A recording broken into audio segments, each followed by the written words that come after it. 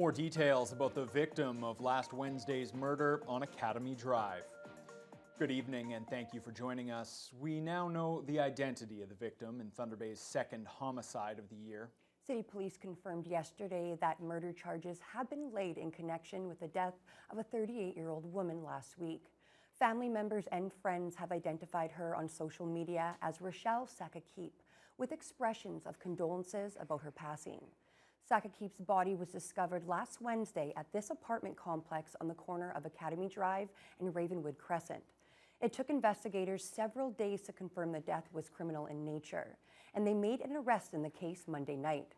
41-year-old Zachariah Punish has been charged with second-degree murder. He appeared in bail court on Tuesday and remains in custody, pending his next court appearance. Thunder Bay Police are investigating after a male was forcibly confined and assaulted over a period of several days. Officers were called to a home on the 100 block of Cumberland Street South on Monday evening, where they found the victim. He was taken to hospital but has since been released. Police say multiple suspects have been identified but haven't indicated if any arrests have been made. It's suspected that the incident relates to the illegal drug trade. Anyone with information about the incident is asked to contact Thunder Bay Police or Crime Stoppers. Premier Doug Ford will make a trip to the Thunder Bay area tomorrow. It's his second visit in the past 6 months. The Premier's office has confirmed that the trip will include an announcement in Oliver Papoonge, where he'll be joined by Energy Minister Todd Smith. Ford will later meet with Thunder Bay Mayor Ken Boshkoff to provide an update on the city's housing progress. Thunder Bay was one of the few municipalities to meet its 2023 construction target. We'll have the full story on tomorrow's NewsHour. Thunder Bay's Council Composition Committee is looking at the issue of diversity around the council table and whether future councils could be structured in a way that supports greater inclusivity. The citizen-led committee heard from Catherine Graham, an assistant political science professor at Huron University College. Her work focuses on women in municipal politics. Committee Chair Rebecca Johnson says while their work is focused on how the community is represented by council, it's good to also think about who is represented. We want to have more people that represent our community so that when you have people at the council table, they look like our community, which we currently do not have. That if you were an individual that wanted to run for council and you're on a low income, but you really are really passionate and motivated to run, you would have to have enough compensation that you would be able to afford to be able to sit around council for 4 years. Graham suggested the committee consider a variety of measures, ranging from increasing salaries and benefits to more, quote, radical ideas, like a quota for Indigenous representation. The committee has yet to discuss the suggestions, but Johnson says they'll consider all options as they prepare to make recommendations to Council next year. With the arrival of spring, construction work is now well underway on a pair of social housing projects here in Thunder Bay. Ontario Aboriginal Housing Services is in charge of 2 of the developments, which have a total value of $33 million. The largest project is happening on Junot Avenue between the EMS headquarters and the Boys and Girls Club. The new 58-bed transitional housing complex will offer supportive accommodation to Indigenous youth who are homeless or at risk. The price tag for that project is $24 million. The city recently issued a foundation permit and the building should be ready to open in the summer of 2025. Work is also underway on a $9 million low-income housing project on the corner of Huron and Hudson Avenues. Ontario Aboriginal Housing is building a pair of 3-story buildings with 12 units each.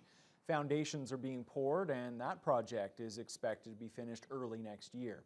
The site will eventually have 6 buildings with 70 total units.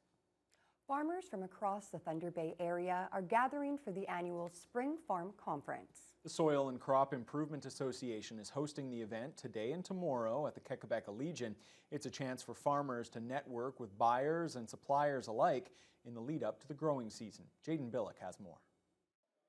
The Spring Farm Conference features everything from a trade show with out-of-town vendors and local suppliers of the agriculture community to presentations about past growing seasons and other topics. The Quebec Legion acts as a gathering place for area farmers to learn from one another's practices of efficiency. providing business networking opportunities in the process. And that's very important for the local farming community, as Thunder Bay's geographic location is quite isolated from most of their input suppliers and buyers.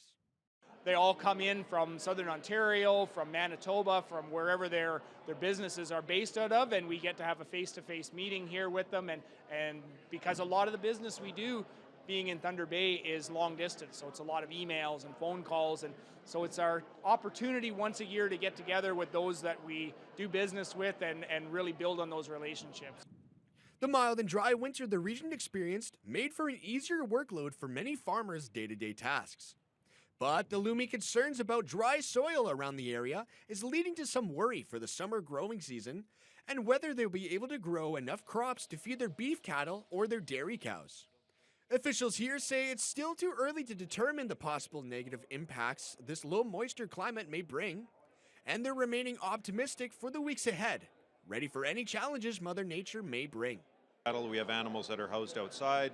It's been a lot easier to take care of them this winter compared to a typical winter. And like I said, we had been really concerned about the moisture, the deficit of moisture, but the snow last week has helped a lot. Mild winter changes a lot of things in nature, and so we are likely to see more pests in the upcoming year. Insects that are normally killed by the cold in the winter may not have been frozen this year, so we may see higher disease and insect pressure on crops. Farmers adapt their crops to changing conditions, monitoring a mild winter for possible long-term shifts.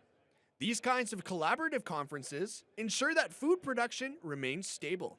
The Spring Farm Conference continues all day Thursday at the Kakabeka Legion. Jaden Billick, TBT News. April 1st marked the official start of Ontario's forest fire season. After an unusual winter, many people are concerned about potential fire activity this spring. But the recent dump of snow has alleviated some of those fears. MNRF Fire Information Officer Chris Marchand says now that there's snow on the forest floor, it's the upcoming forecast that will be most telling. Week-to-week weather that we get is more of a concern than, had we not received any snow for the latter half of the winter, sure, there'd be certain concerns, but as we get closer into the spring and into more seasonal weather, it's that day-to-day weather and that regular widespread rainfall that we're looking for to keep those spring fire potential under wraps. With the past season being so unpredictable, the MNRF will carefully monitor the rate of the snow melt in forests across the Northwest. The ministry has also taken some preemptive measures to make sure it's fully prepared sooner rather than later this year.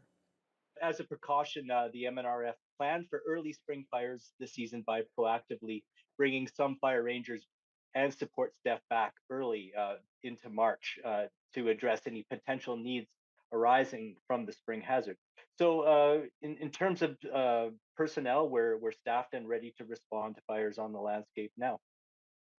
Officials are reminding the public that the start of the fire season also means Ontario's outdoor burning regulations have come into effect. Details on the rules and updates on fire activity can be found at ontario.ca/forestfires. It was a way to celebrate the start of what's expected to be a very busy shipping season in the local harbour. The annual navigation luncheon was held today, featuring Port of Thunder Bay members, local leaders, and keynote speakers from the shipping industry. Vasilios Bellos was there. $400 million economic impact on an annual basis just for our region. The Port of Thunder Bay held its navigation luncheon on Wednesday, celebrating the success of the recent shipping season and looking forward to the one that just kicked off. The mild winter meant a much earlier start than years prior, with 2 top hat ceremonies already happening in late March. Port CEO Chris Heikkinen says it's something the port has been trying to take advantage of. Well, every day counts. We have a finite shipping season. Over time is when you really start to see and start to benefit from the impact that those earlier openings and later closings have, because you can get more shipments in a season. The luncheon also featured some keynote speakers, including from the St. Lawrence Seaway Management Organization. The 600-kilometer 15-lock seaway is the life stream for shipping on the eastern half of Canada. Thunder Bay is 3,700 kilometers from the Atlantic Ocean. Director Bruce Hodgson says maintaining a relationship with the Port of Thunder Bay is crucial to a productive shipping season across the nation. In terms of keeping the supply chain fluid. Part of what we contribute to that, of course, is our reliability factor, where our locks and our system are available 99% of the time. So we're a very reliable system compared to other competitive gateways globally. So that's important to the shippers and to the Port of Thunder Bay. The Port of Thunder Bay is coming off 3 very successful years of potash, with this season expected to be significant as well. The other big cargo locally is grain, which officials say is entirely weather dependent, with many hoping for more moisture this spring. Vasilios Ballos, TBT News. Well, we are all safe in here because we're inside, but if we were outside, we maybe all be blowing away because that wind is crazy. Anybody with a small dog has to hold on to that leash very tightly. Yes. Because Toto's going to go flying out there. Today we had a very mild overnight low, -9. Usually we should be close to -5, -6, but -1 and a wind chill of -8. So we should have warmed up quite a bit. We did top out with a high of 4, which is still a couple of degrees off from the norm for this time of year, but because of the winds blowing from the northeast, so somewhat off the lake, 19 to 59 kilometers per hour.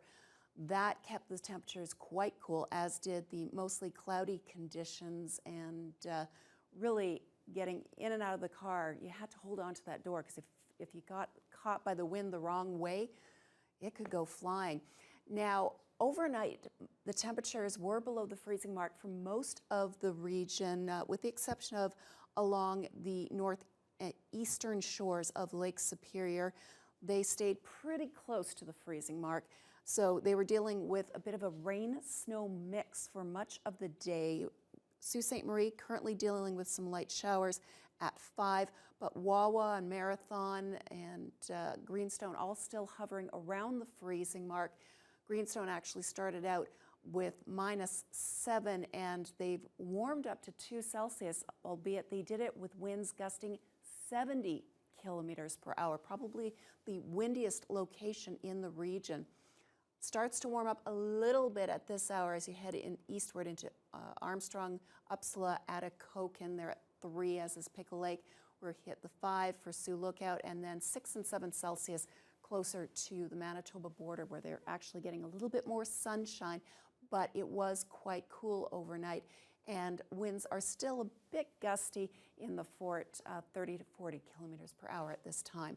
Here in the city of Thunder Bay, we're looking at a low of -2, and wind chills will feel closer to -8, and that's because the winds will continue to gust up to 50 kilometers per hour, and it comes with it about a 40% chance of a flurry or two. Although with winds like that, it's probably not going to be falling very much, probably just going to be blowing around, because those gusty winds will continue overnight tonight and into tomorrow.